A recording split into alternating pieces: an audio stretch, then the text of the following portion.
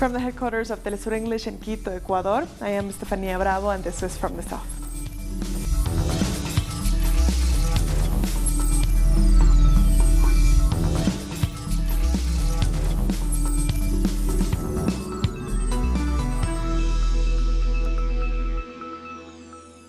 Thousands of people from the Brazilian homeless workers movement are protesting against the country housing crisis in Sao Paulo. The coordinator of the movement, Guillermo Boulos, says there will be an explosion of occupations as unemployment rises, salaries drop, and the government does not provide any alternatives. Our correspondent Ignacio Lemus gives us more details. Thousands of homeless workers have demonstrated in the city center of Sao Paulo to protest against the government of Jair Bolsonaro, which stopped social programs focused on housing, such as the program My House, My Life. The goal of that program was to give 3 million of houses to Brazilian citizens. After Dilma Rousseff's impeachment, a part of the program for low-income people was stopped. On Monday, students also took to the streets to protest against government cuts to public education, including kindergarten and university studies. Social movements and labor unions are planning a general strike on June 15th to protest against the Bolsonaro government's neoliberal policies. Cholemos for that report. The Bolivian government has begun giving free housing to families who were victims of a landslide that destroyed more than 68 houses in the capital, La Paz. We have more details in this report. The first 14 families out of 68 who were victims of a landslide last week have received an apartment built by the government as part of a national social housing program. I'm very surprised because when I saw the department, it was very similar to what I had. I'm grateful for this. We didn't think they would find a solution so soon. We are happy because we now have a place to stay. Now we can start over. The landslide affected several houses of 2 central neighborhoods in the city of La Paz. The victims did not manage to recover their belongings and must now start from scratch. I am very happy and calm because my children will have a place to sleep quietly. We don't need to be on alert anymore. Even though what happened to us is very difficult to overcome, we lost everything in the blink of an eye. The affected people received help and solidarity immediately. The tragedy came as the government was already building social housing. It is very likely that this housing operation will last for a few days, maybe several weeks, because we are working to classify owners who lost their houses and people who were renting houses. The first 14 families received apartments of around 80 square meters, 2 bathrooms, 3 bedrooms, and a living room in a residential building that the government built in an area in the south, 25 minutes from the city center. This tragedy took place on Tuesday. Families were left without their homes. A lifelong effort was gone. It is very serious. Some were owners of the houses, and others rented them. But all the effort and family wealth were gone within minutes. The landslide on Tuesday, April 30th, destroyed 68 houses. Another 20 residences must be razed near the traditional neighborhood of Sapocachi. Authorities continue to look for 4 people who were reported missing. Many citizens visited Eva Perón's grave in the Argentinian capital to mark the centenary of her birth. In the La Recoleta cemetery in Buenos Aires, people turned to pay tribute at the grave of the famous former First Lady and political and social leader. Known as Evita, the Argentinian icon was born on May 7, 1919. Serving first as president of the female Peronist Party, Eva left a mark in the fight for women participation in politics and the working class. Our correspondent Edgardo Esteban is in the town of Los Toldos, where Eva Perón was born, and has more details. I am outside the Eva Perón Museum, where the warrior of the poor was born 100 years ago today. Various activities have been planned throughout the day, which started with an overnight vigil in her honor. Various poets and musicians are also gathering to pay tribute to a woman that during her time as First Lady in the 1940s was always ready to help the less fortunate, no matter their situation, while also fighting for the respect these people deserve. Her legacy remains as alive as ever, a legacy that is being celebrated all across Argentina, all for a woman who left an unforgettable mark on society as a whole. We thank Edgardo Esteban for that report. Supporters of Venezuela's right-wing opposition are preventing the delivery of basic goods into the Venezuelan embassy in Washington, D.C. Members of the Embassy Protection Collective are currently inside the building at the invitation of the legitimate Venezuelan government. Today is day 29 of the living. However, right-wing mobs gathered outside have been threatening them as well as journalists covering events. The U.S. police have turned a blind eye to the right-wing violence and have helped prevent the delivery of food.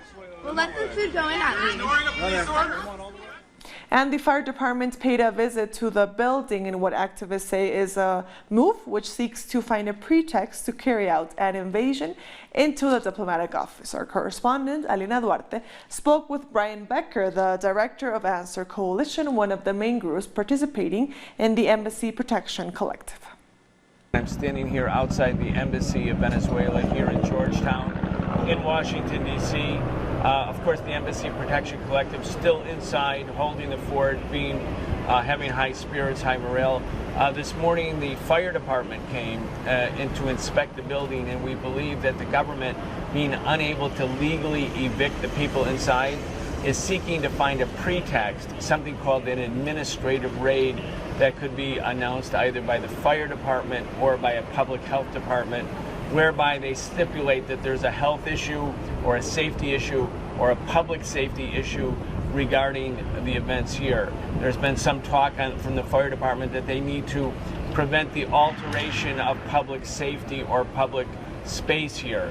But I have to point out that the only people who have created a problem on the outside are the people who are the supporters of Juan Guaido. They are the ones who are making huge amount of noise and attacking people with the support, the connivance, the complicity of the U.S. Secret Service, which is standing by and letting them do it. Moreover, the Vienna Convention makes it illegal. Hear this, fire department, hear this, city officials. The Vienna Convention makes this building inviolable, which means that they cannot use an administrative raid, either the fire department or health services, as a pretext to carry out some sort of invasion or intrusion into this diplomatic compound. That too would be illegal. A Zimbabwean pressure group has camped for more than a month at the new U.S. Embassy in Harare, demanding the country lift sanctions unconditionally. The Broad Alliance Against Sanctions, which started early April, vowed to continue camping at the embassy until the blockade is lifted. The group started as a small gathering of 7 people, but has since grown to hundreds. However, the U.S. Embassy maintains the sanctions placed during the leadership of the former president, Robert Mugabe. We as Broad Alliance Against Sanctions were carrying out a vigil at the American Embassy to show our detest against the sanctions that were imposed on Zimbabwe 18 years ago. In the past, we have realized that people were making petitions, people were doing marches to show their detest against the sanctions, but the Americans have not been moved. So we decided that maybe if we go and stay at their doorstep, we sleep there, we eat there, we do everything there, maybe they will be moved, maybe they will realize that our generation, our ordinary citizens are suffering from the so-called targeted sanctions. With hours to go before polls officially open in South Africa, thousands of citizens have already cast their ballots through special votes. This allows voters who cannot vote on election day to do it before. Those allowed to cast special votes include the disabled, pregnant women, and those with health issues. Almost 800,000 voters were granted permission to cast their ballots before the official polls on Wednesday. With a record 48 parties contesting the May 8th elections, the new contender on the political scene have declared themselves ready to compete with the three major parties. One of the new entrants, the Socialist Revolutionary Workers' Party, says it has received a positive response on the campaign trail. The party said the people are fed up with the government's capitalist policies, which they say have condemned millions of people to poverty. We were joined earlier by David Wijk, South African researcher and political commentator, to discuss what's at stake during these elections. The ANC is very popular amongst the older generation of people, and the Democratic Alliance is more popular with the middle class in South Africa. So basically that is the divisions between these political parties. The situation of youth unemployment in South Africa is massive, and hence the popularity of the economic freedom fighters, as it is called. On the other hand, the Democratic Alliance is a more free market political organization that will move closer to the United States. It will move closer to Israel and so on, should it come to power. Caribbean countries are being warned to conserve water as the drought situation in the region worsens. The Caribbean Institute for Meteorology and Hydrology has urged that people closely monitor water resources and try to conserve as much as possible, at least until June or July. They also warned that a short-term drought can impact agriculture as well as the flow of small rivers and streams in most Caribbean countries. In Trinidad and Tobago, a politician accused of corruption, Gerald Ramdeen, has resigned as an opposition senator. Ramdeen tendered his resignation prior to his appearance in court on Monday. Ramdeen and the former Attorney General Anant Ramlokan were charged with corruption-related offenses. But, I've always taken a particular kind of approach. When I was in government and outside, I continued to take that approach. And it was clear your name and come back. This is what I'd said to former ministers, so this is not unusual. A monument in Jamaica built to record the names of children killed under violent and tragic circumstances has run out of space. The Secret Gardens monument bears the names of over 1,000 children. At the launch of National Child Month, calls were made for Jamaica to ensure the protection of its children. Since the start of the year, 14 children have been murdered, 83 raped, 49 were victims of grievous sexual assault, and 1 has committed suicide. Now plans are being finalized to extend the monument so more names can be added. Dominica is continuing its quest to become the world's first fully climate-resilient nation. The Caribbean nation suffered catastrophic damage from Hurricane Maria in 2017 and Tropical Storm Erica in 2015, as well as other storms. In 2017, the government established the Climate Resilient Execution Agency, a task force designed to hurricane-proof the island. Prime Minister Roosevelt Skerrit says the next step is a paradigm shift in education. One of the things that we have to look at, not only in Dominica, but is a matter that I keep raising throughout the Caribbean, is that there appears to be somewhat of a mismatch between what students go out to university to study and what the Caribbean needs. And what you find in many instances is that there is a saturation in some areas of studies, and there's a huge deficiency in many other areas that are critical to the economy of our countries. CARICOM's chairman has told the International Contact Group on Venezuela that the time to put the people of Venezuela first is now. CARICOM's chairman, Dr. Timothy Harris, was addressing a meeting with the group in Costa Rica. Dr. Harris stressed that the people of Venezuela must determine their future, and he reiterated the Caribbean community's keen interest in bringing a peaceful resolution to the situation in Venezuela without foreign and military intervention. Dr. Harris, who is also the Prime Minister of St. Kitts and Nevis, led a CARICOM delegation to Costa Rica. We'll be back very soon. Stay with us.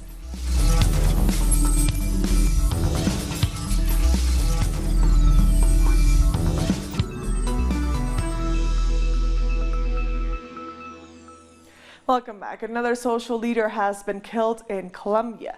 The alternative indigenous and social movement MAIS condemned the increasing number of murders on its Twitter account. They denounced the murder of Efraín Parado Rosero, social leader and pre-candidate to the MAIS council in the municipality of Mayama in Nariño. He was 46 years old and he was shot 3 times. According to unofficial sources, Prado was murdered because he refused to be extorted. Over the weekend, 3 social leaders were also attacked in the Colombian department of Cauca. Critics of the government say President Iván Duque hasn't addressed this issue that has claimed the lives of more than 600 social leaders so far. Social leaders shared their experiences in Bogota's book fair, especially the threats they face from various armed groups. The European Union's ambassador also took part in the event and described the situation as a social genocide. We firmly reject these attacks and threats against social leaders, leaders who defend human rights and are building a democracy in this country. This comes as 3 social leaders suffered an attack in the southern department of Cauca, including known leader Francia Marquez. According to human rights defenders, attacks have been intensifying over the last 2 months. After the national social minga came to an end, we knew the government and other institutions stigmatized us. As a result, we have already received 12 threats from various paramilitary and other armed groups. We were expecting new attacks. People living in Colombia's most remote territories say they are facing illegal and legal armed groups, but also groups known as guarimbas, which are financed by right-wing politicians. We know informants of paramilitary groups, informants of guerrillas, and now we know about informants who represent armed groups founded in Venezuela. They fight against what they call a dictatorship, but after they cross the border, they take away our territories and kick us out. They hold trainings and meetings here.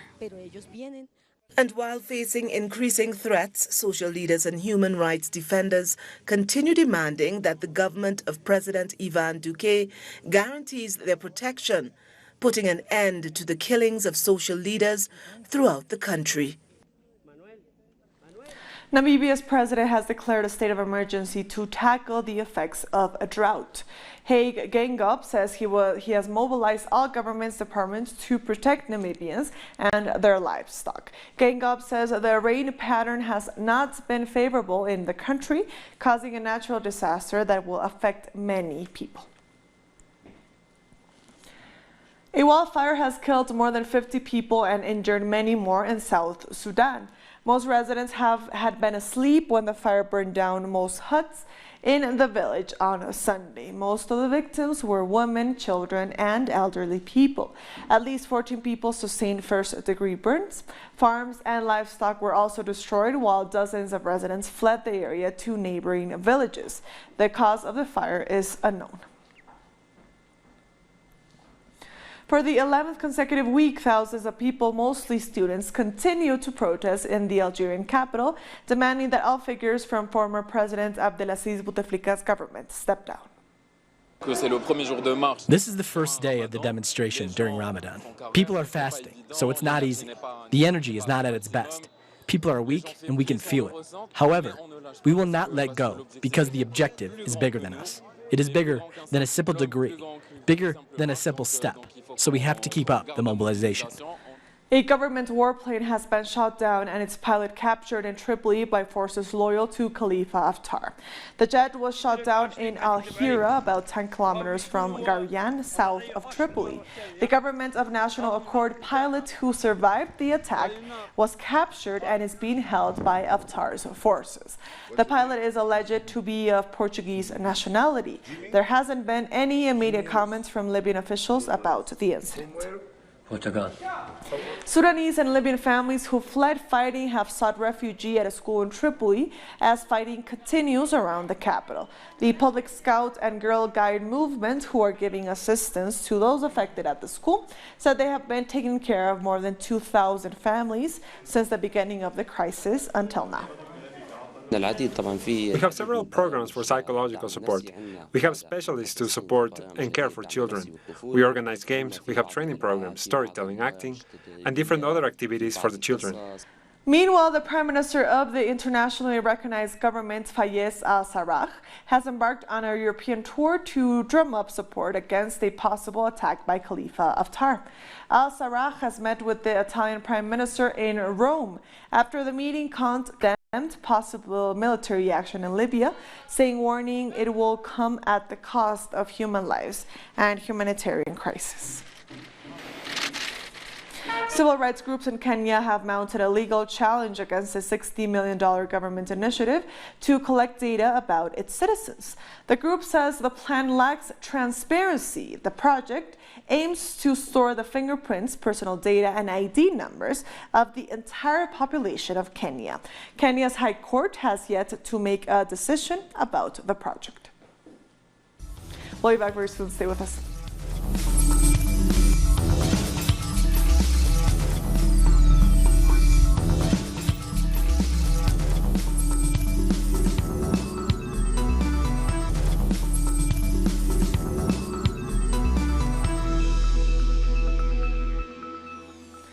Welcome back. The race for the town hall in Istanbul has taken a new turn as the Turkish election board annulled the results of the election held on March 31st. Our correspondent has the details. Turkey's election board has given the go-ahead to a request by the ruling Justice and Development Party for a rerun of the mayoral election in Istanbul. The decision has been controversial among some sectors of society. On Monday night, several protests were held against the decision by the top electoral body. The election will be held again on June 23rd, but many say that until then, there will be a tense situation in the city. Ekrem İmamoğlu, who had been declared the winner of the election on March 31st, and who will stand again in the new election, says he is against the decision. But the ruling AK party candidate says this is the only way to elect the true mayor of Istanbul. We thank Aitor for that report. The United Kingdom will take part in European Parliament elections on May 23rd because there's not enough time to get a Brexit deal ratified by the British Parliament before then. We very much hoped that we'd be able to get our exit sorted, have the treaty withdrawal concluded so that those elections did not have to take place. But legally, they do have to take place unless our withdrawal has been given legal effect. So those will now go ahead, but we will be redoubling our efforts and talks with MPs of all parties to try to make sure that the delay after that is as short as possible. The U.S. state of Georgia has introduced a ban on abortion after 6 weeks. State leaders applauded as the Republican Governor Brian Kemp signed the so-called Life Act. The law makes abortion illegal once a doctor can detect a heartbeat from the fetus. It is among the most restrictive abortion legislation in the United States. It comes as conservatives around the country seek to persuade the Supreme Court to re-examine the issue. In Chile, artists have transformed streets in the city of Valparaíso into an open-air gallery. Colorful murals and graffiti cover the walls and floors of the western Chilean port city. It's estimated that more than 300 street artists painted portions of the walls in the last 5 years. What at first was seen as vandalism is now a very popular touristic destination. Murals have existed for years, but I think that the mixture of graffiti and mural art, what is street art, has already begun to evolve and become what is now like an open-air gallery. Valparaíso is like the perfect city because with its stairs, labyrinths, it has many abandoned places that are favorable for painting. And with that story, we've come to the end of this news brief. These and other stories, as always, find them on our website at telesurenglish.net. And also join us on social media. We are on Facebook, on Twitter, and on Instagram. For Telesur English, I am Estefania Bravo. Thank you for watching.